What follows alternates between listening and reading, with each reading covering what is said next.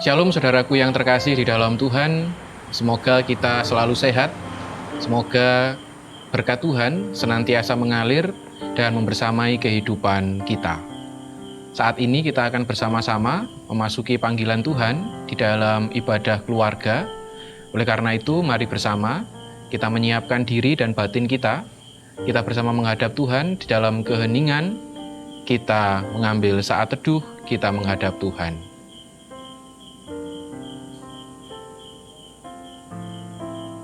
Ibadah keluarga Gereja Kristen Jawi Wetan Jemaat Jatiringin saat ini, ya Allah, perkenankan semuanya kami alami, kami hayati dan kami lakukan dengan terus percaya di dalam pertolongan Tuhan yang sungguh mencintai kami, yang terus memberikan kesempatan kepada kami untuk semakin berkenan di hadapan Tuhan.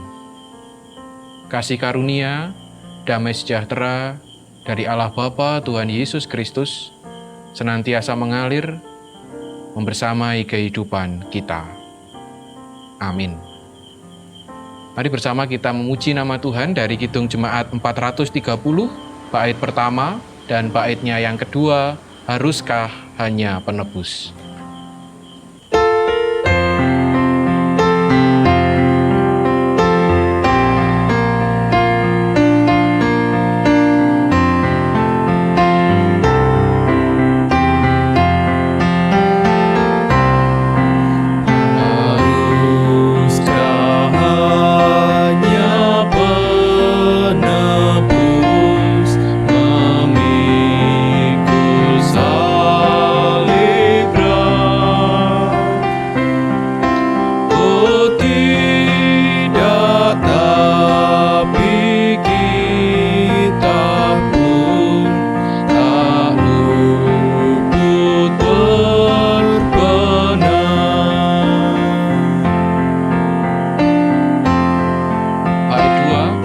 Pikul salibku terus dan seterusnya. Kupikul salibku terus sehingga akhirnya ku dapat dari penebus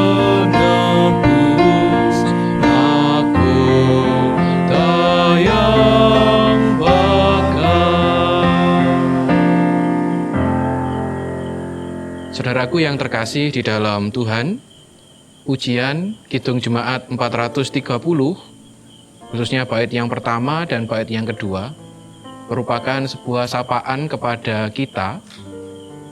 Dijelaskan di sana bahwa haruskah hanya penebus yang memikul salib berat itu? Pujian mengatakan, oh tidak, tapi kita, saya dan saudara pun juga tak luput untuk berpenat.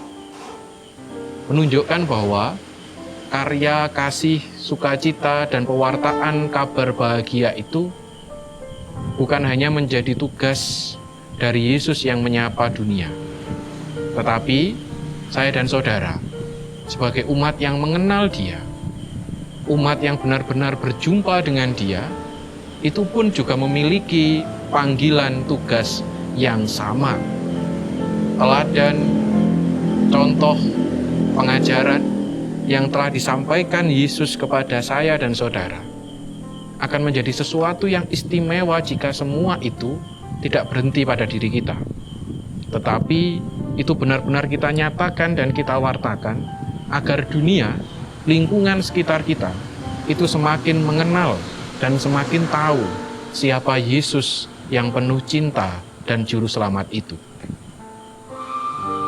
Akan tetapi saudaraku yang terkasih di dalam Tuhan, menyatakan sebuah pengajaran yang diberikan Yesus dalam kehidupan kita, itu memang bukan pekerjaan ataupun sesuatu yang mudah untuk dilakukan.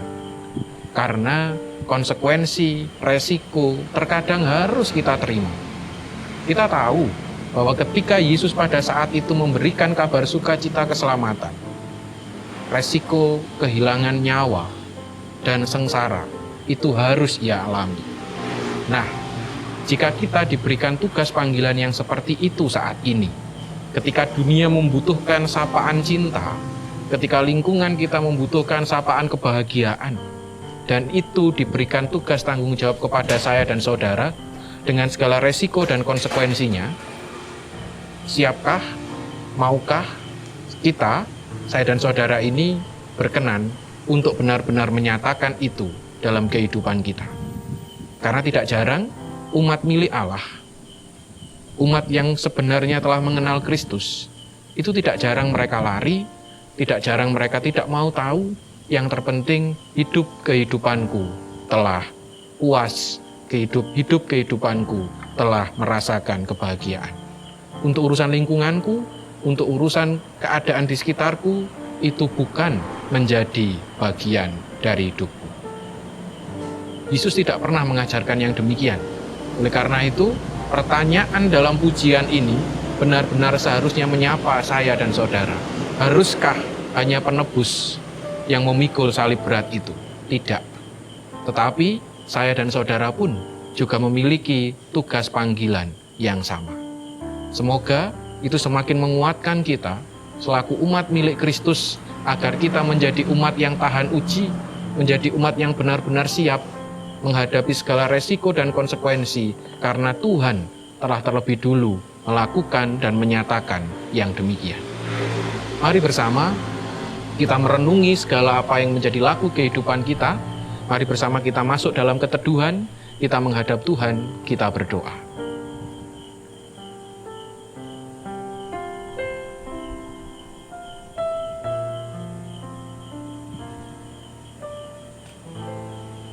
Tuhan Yesus Kristus, sungguh kami bangga mengenal sosok seperti Engkau.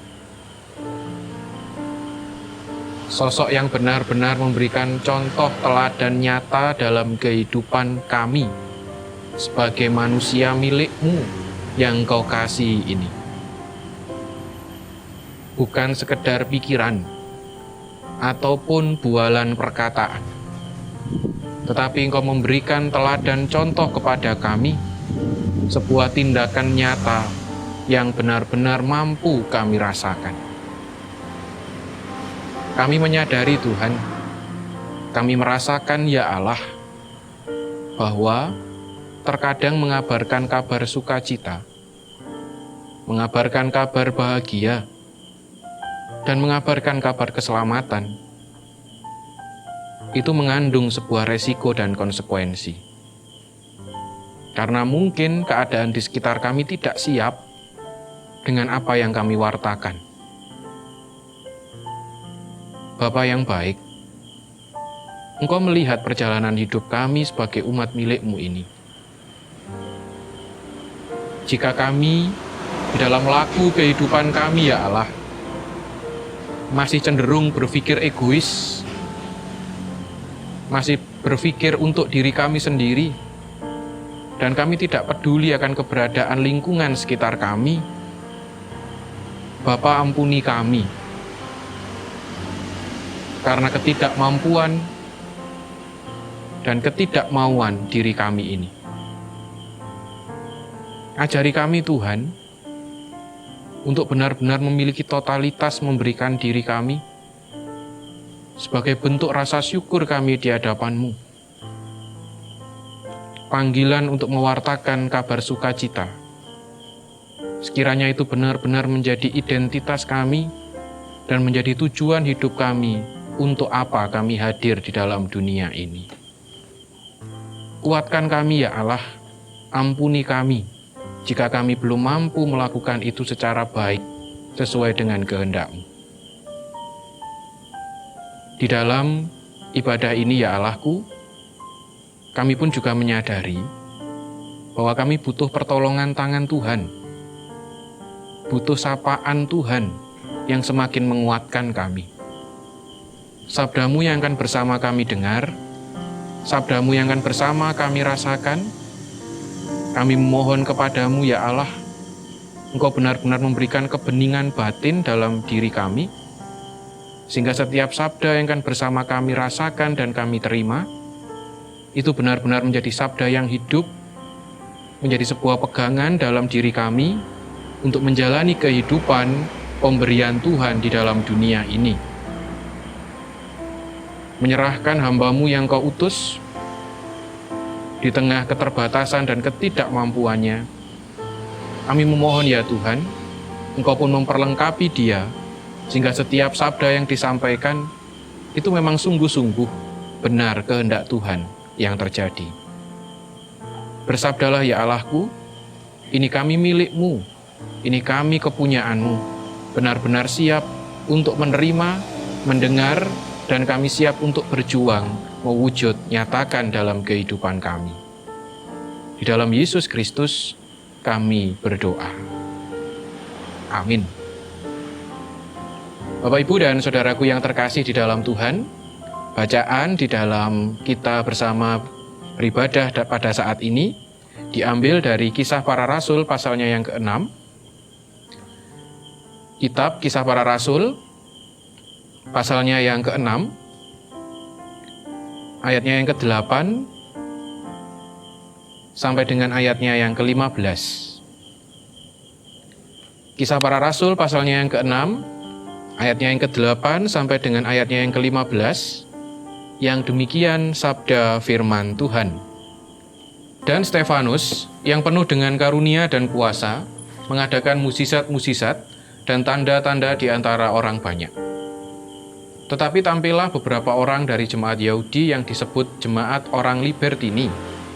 Anggota-anggota jemaat itu adalah orang-orang dari Kirene dan dari Alexandria, bersama dengan beberapa orang Yahudi dari Kilikia dan dari Asia. Orang-orang itu bersoal jawab dengan Stefanus, tetapi mereka tidak sanggup melawan hikmatnya dan roh yang mendorong dia berbicara. Lalu mereka menghasut beberapa orang untuk mengatakan, "Kami telah mendengar dia mengucapkan kata-kata hujat terhadap Musa dan Allah." Dengan jalan demikian mereka mengadakan suatu gerakan di antara orang banyak, serta tua-tua dan ahli-ahli Taurat. Mereka menyergap Stefanus, menyeretnya, dan membawanya ke hadapan mahkamah agama. Lalu mereka memajukan saksi-saksi palsu yang berkata, "Orang ini terus-menerus mengucapkan perkataan yang menghina tempat kudus ini dan hukum Taurat. Sebab kami telah mendengar dia mengatakan bahwa Yesus, orang Nazaret itu, akan merubuhkan tempat ini dan mengubah adat istiadat yang diwariskan oleh Musa kepada kita." Semua orang yang duduk dalam sidang mahkamah agama itu menatap Stefanus, lalu mereka melihat muka Stefanus sama seperti muka seorang malaikat.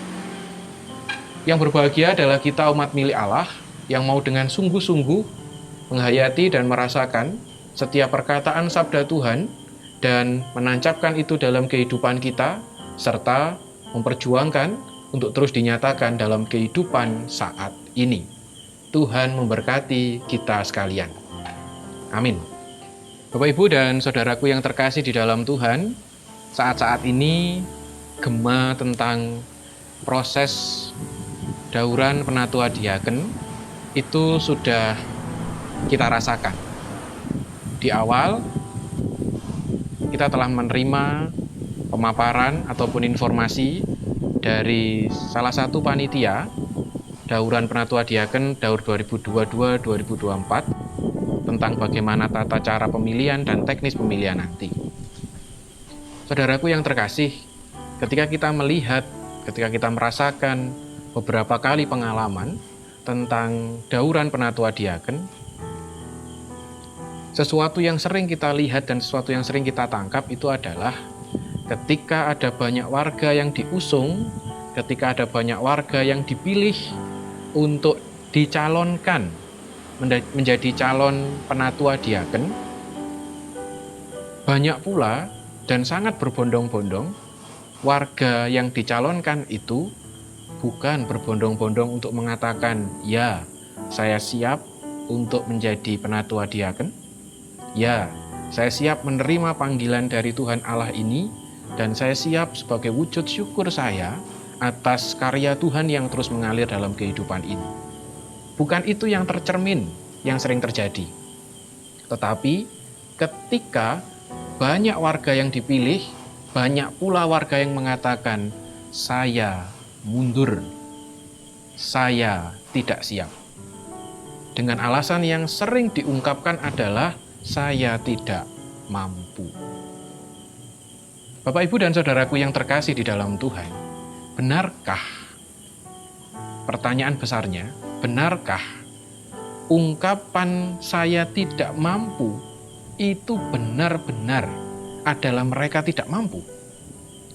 Atau jangan-jangan bukan tidak mampu, tetapi memang nyun sewu, karena memang tidak mau. Bapak, Ibu, dan saudaraku yang terkasih di dalam Tuhan, ketika kita boleh melihat secara logis di dalam kehidupan kita dan juga pengalaman iman kita bersama dengan Tuhan, mari secara sederhana kita melihat kembali siapa sebenarnya yang dipanggil oleh Yesus pada saat itu untuk menjadi murid-muridnya. Jika kita memang benar-benar berpikiran tentang mampu dan tidak mampu, saya mengulangi pertanyaan saya, siapakah yang pada saat itu dipanggil dan dipilih oleh Yesus sebagai bagian dari murid-muridnya? Apakah memang ke-12 murid pada saat itu adalah orang-orang yang mampu secara pandangan pikiran manusia? Latar belakang mereka menunjukkan bahwa mereka bukanlah orang yang mampu dalam tataran spiritualitas dan tataran iman, terlebih tataran keagamaan. Ada yang berasal dari latar belakangnya seorang pemungut cukai yang dikenal sebagai orang berdosa. Ada yang latar belakangnya hanya sekedar nelayan yang mungkin bisa dikatakan tataran masyarakat nomor 2.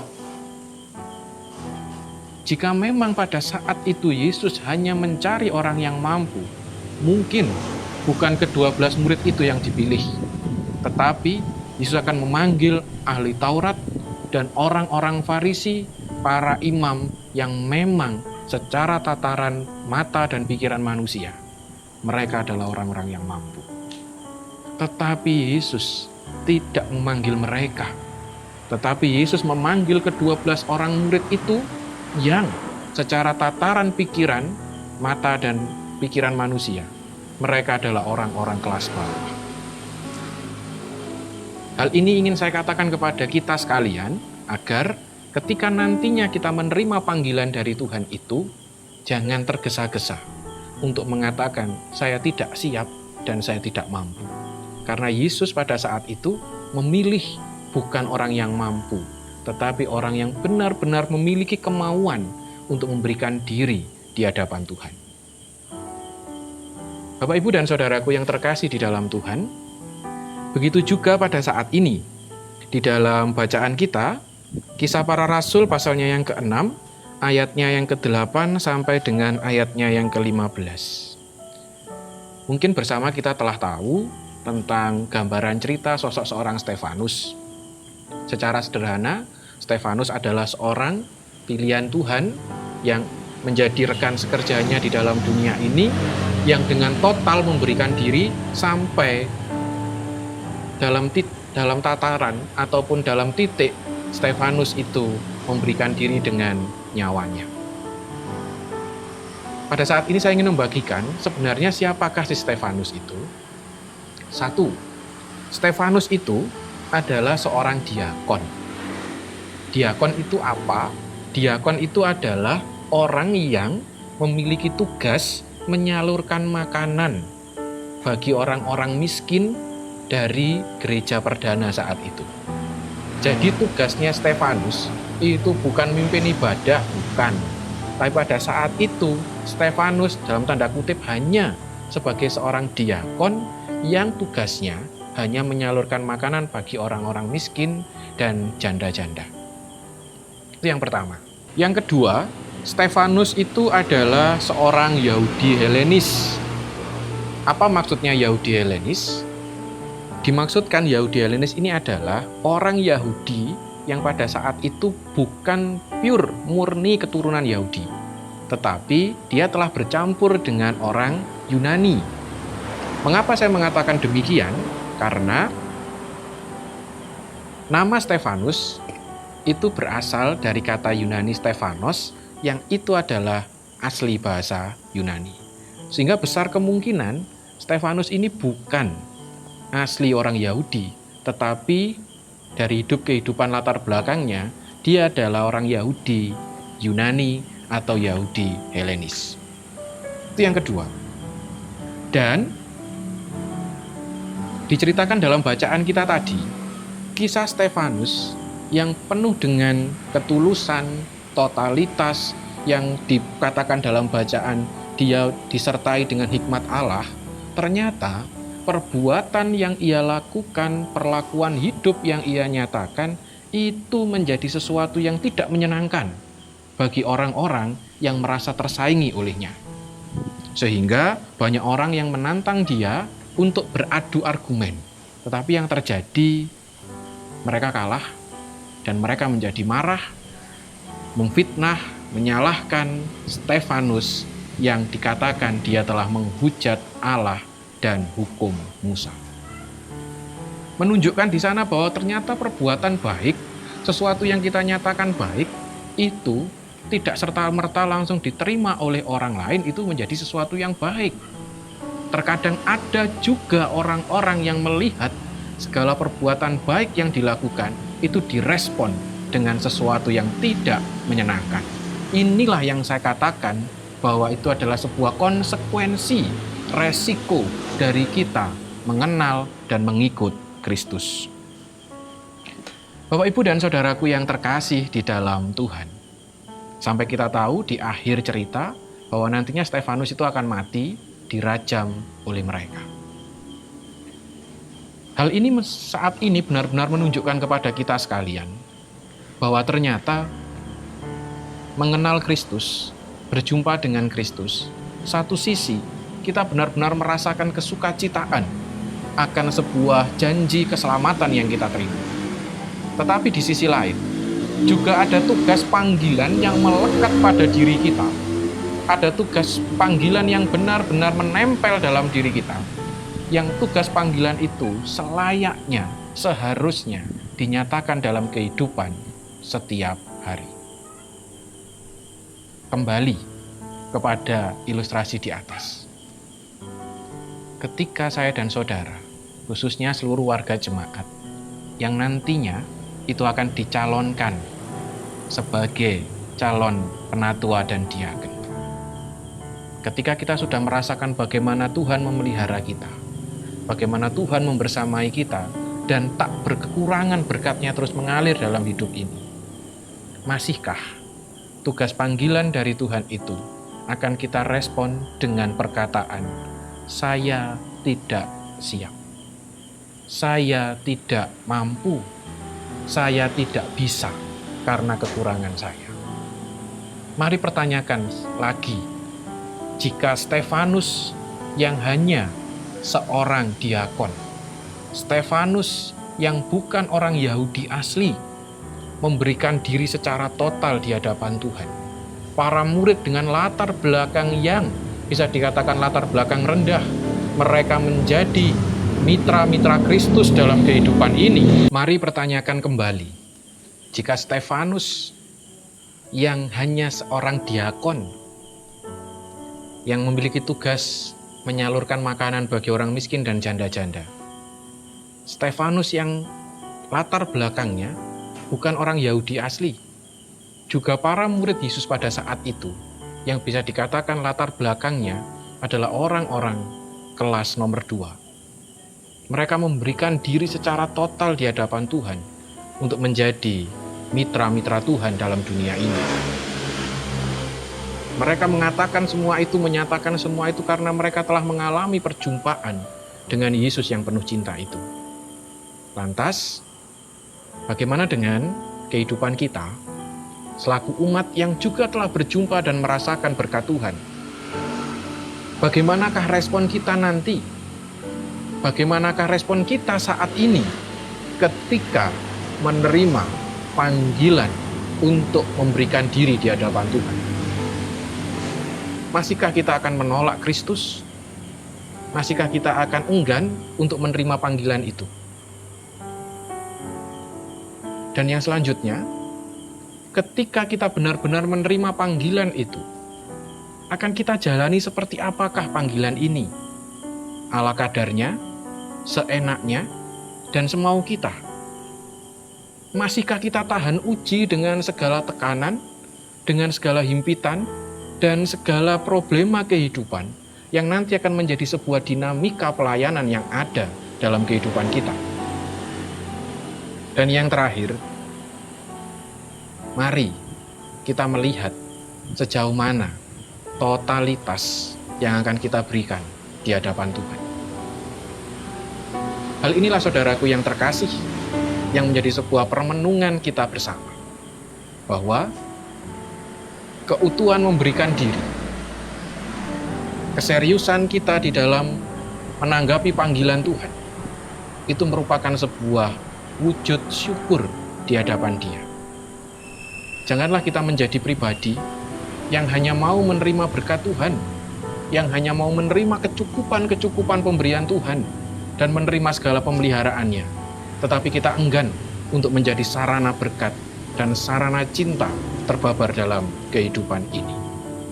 Semoga itu menggelitik kita bersama sebagai umat milik Tuhan yang telah berjumpa dengan Yesus yang penuh cinta dan pengajaran yang begitu istimewa. Tuhan menguatkan dan memberkati kita sekalian. Amin.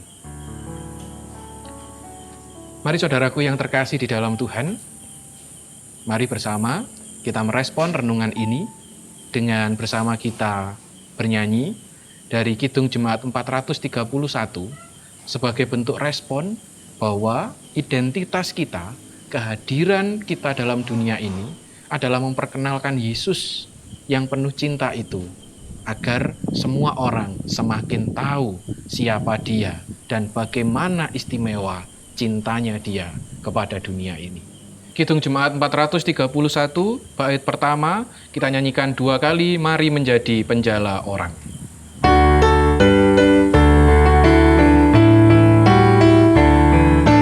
Mari menjadi penjala orang, mari mencari jiwa yang hilang dalam iman yang teguh, isi pukatmu penuh, bawa jiwa yang berharga masuk rumah Bapa.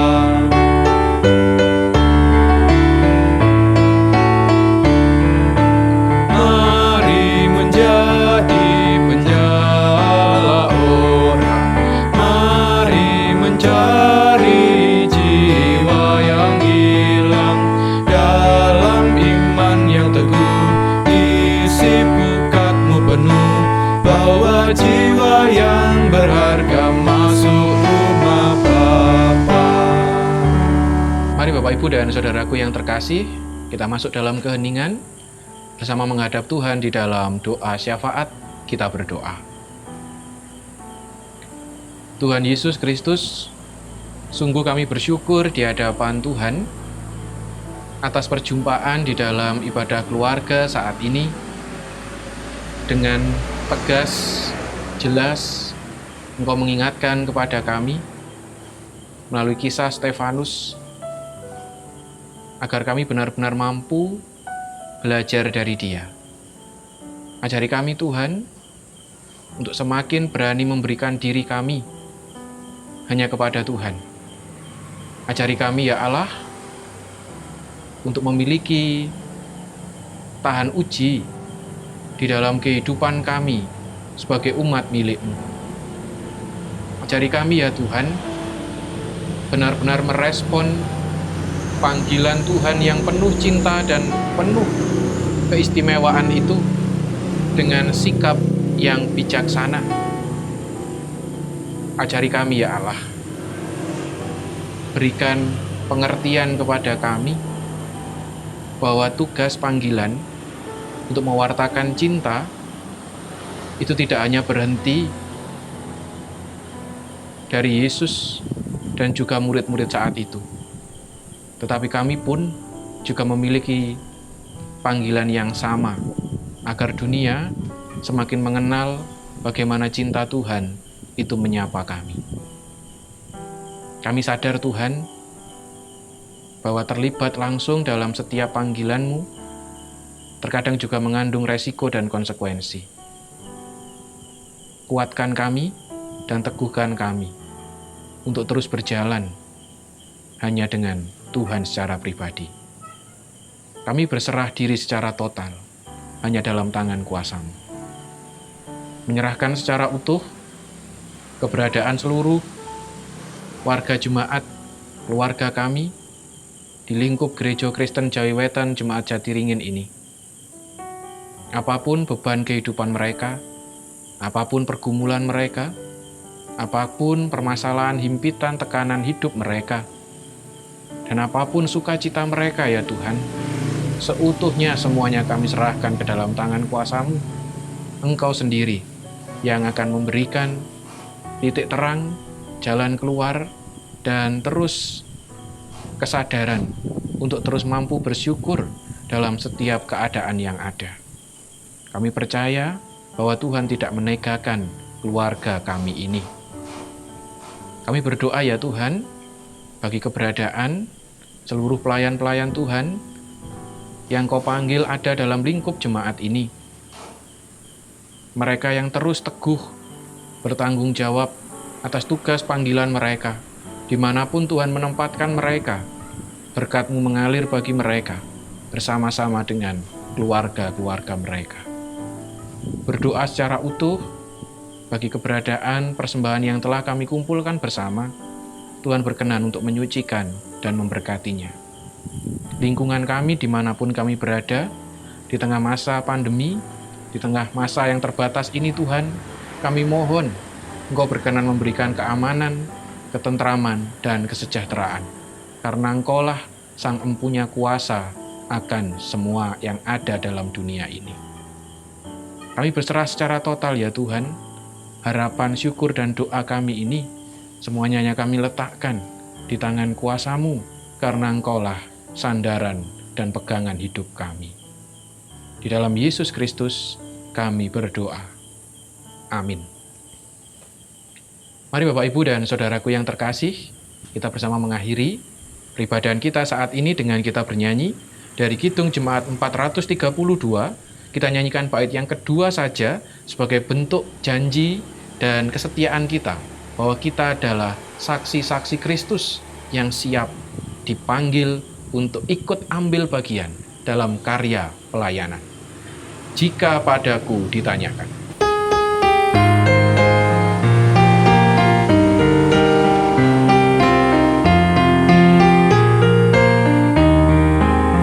Jika padaku ditanyakan, apa akan ku sampaikan pada dunia yang penuh dengan cobaan? Aku bersaksi dengan kata, tapi juga dengan karya, menyampaikan kasih Allah yang sejati. Telah tersedia bagi kita pengampunan dan anugerah keselamatan dalam Kristus Putranya. Kerajaan Allah penuh kurnia, itu berita bagi isi dunia. Bersama kita mengambil saat teduh dengan segala kerendahan hati, bersama menerima berkat dari Tuhan. Kasih karunia, damai sejahtera Allah dalam Yesus Kristus dan Roh Kudus menguatkan, menyertai, dan menuntun setiap langkah hidup kita untuk menjadi pribadi yang semakin total, tahan uji, dan semakin siap memberikan diri akan setiap panggilan karya pelayanan yang dinyatakan Tuhan kepada kita saat ini, kekal selamanya. Amin.